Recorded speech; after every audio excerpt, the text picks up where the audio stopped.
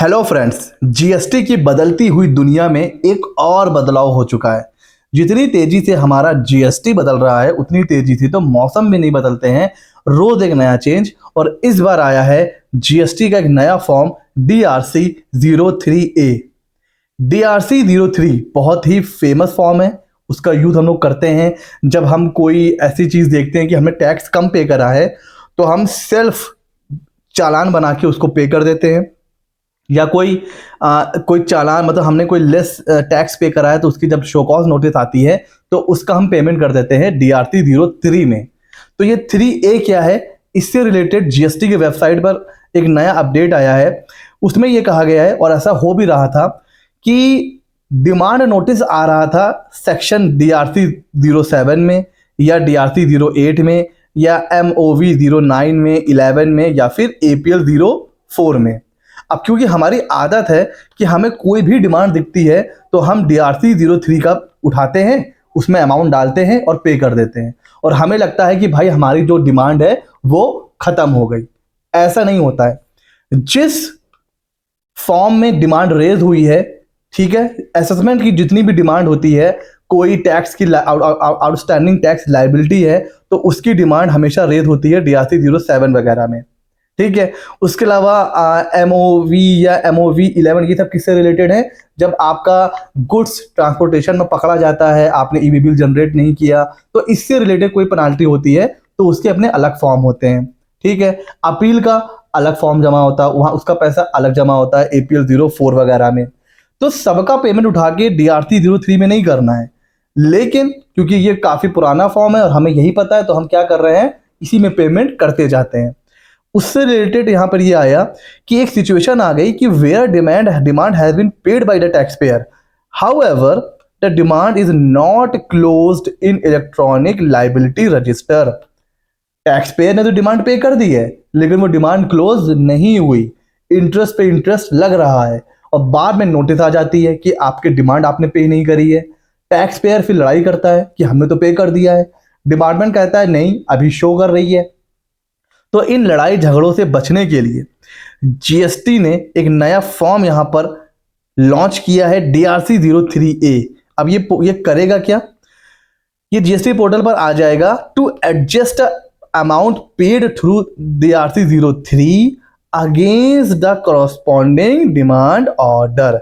Therefore, it is advised to the taxpayer to use DRC 03A form to link the payment made vide through DRC 03। आपको जो demand पे करनी थी वो DRC 07, 08, MOV 09, 011, APL 04 इसमें आपको पे करनी थी। आपने पे कर दिया है DRC 03 में बाय मिस्टेक। अब आपको दोनों को लिंक करने का मौका मिल रहा है। अब आपको फॉर्म फिल करना है DRC 03A। इसमें देखिए करना क्या होगा, इसमें करना ये होगा कि जो DRC 03 का ARN है वो आपको एंटर करना होगा, और ये जो डिमांड ऑर्डर है, डिमांड नंबर है, ये एंटर करना पड़ेगा। तो दोनों डिमांड आपस में सेट ऑफ हो जाएगी। बस इतना करना है और कुछ नहीं करना है। यही कह रहा है पॉइंट नंबर 3 कि tax payer will required to enter the ARN। किसका ARN? DRC 03 का, ठीक है। लेकिन उसके साथ ही आपको जो रिलेवेंट डिमांड ऑर्डर नंबर है पोर्टल पर वो भी डालना है। एक तरफ DRC 03 का ARN, दूसरी तरफ डिमांड ऑर्डर का नंबर, दोनों आपने डाला।